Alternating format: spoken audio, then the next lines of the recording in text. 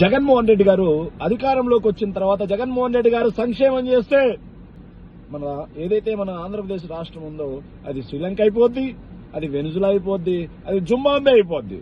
కానీ జగన్మోహన్ రెడ్డి గారి కంటే మించి అదనంగా రాష్ట్ర ఆదాయం కంటే మించి రాష్ట్ర బడ్జెట్ కంటే మించి చంద్రబాబు నాయుడు మాత్రం నేను సంక్షేమం చేస్తా అంటాడు. దాన్ని పచ్చపత్రికలు ఎల్లో బాబులు అందరూ కూడా ఆహా బాబు, ఓహో బాబు, విజనరీ బాబు, డాంబికం బాబు అంటారు. అసలు ఏంట్రా ఇది అంటే, మీరు ఎట్లా చేస్తారయ్యా అవన్నీ? మీరు చేస్తే ఇది సిరియా కాదా, మీరు చేస్తే ఇది సోమాలియా కాదా అంటే, మా బాబు సంపద సృష్టిస్తాడు అంటాడు. సంపద ఎట్లా సృష్టిస్తాడు అంటే, నీకెందుకయ్యా సంపదే సృష్టిస్తాడు అంటాడు. ఏంట్రా బాబు, నిజంగానే చంద్రబాబు నాయుడు గారు అంత సంపద సృష్టించారా?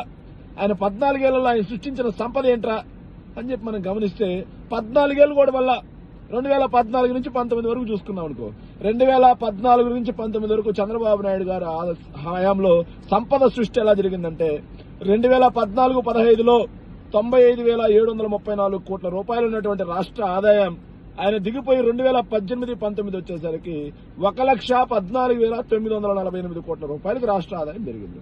అంటే 5 ఏళ్లలో ఆయన పెంచిన సంపద ఎంత అంటే కేవలం 19,234 కోట్ల రూపాయలు. 5 సంవత్సరాలకు కలిపి ఆయన పెట్టిన సంపద. కానీ జగన్మోహన్ రెడ్డి గారి సర్కార్ 5 సంవత్సరాలు, అందులో 2 సంవత్సరాలు కరోనా పోయింది, ఫస్ట్ వేవ్ సెకండ్ వేవ్. దీని మొత్తం మీద ఆయన జగన్మోహన్ రెడ్డి గారి సర్కార్ వచ్చేటానికి 1,15,389 కోట్ల రూపాయలు రాష్ట్ర సంపదతో స్టార్ట్ అయ్యి 2023-24 వచ్చేసరికి అది 2,06,280 కోట్ల రూపాయలకు పెరిగింది.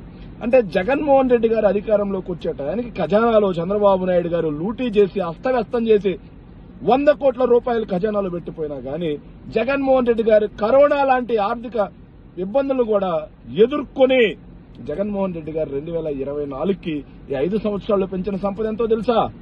ఆయన 91,332 కోట్ల రూపాయల సంపదని జగన్మోహన్ రెడ్డి గారు పెంచారు.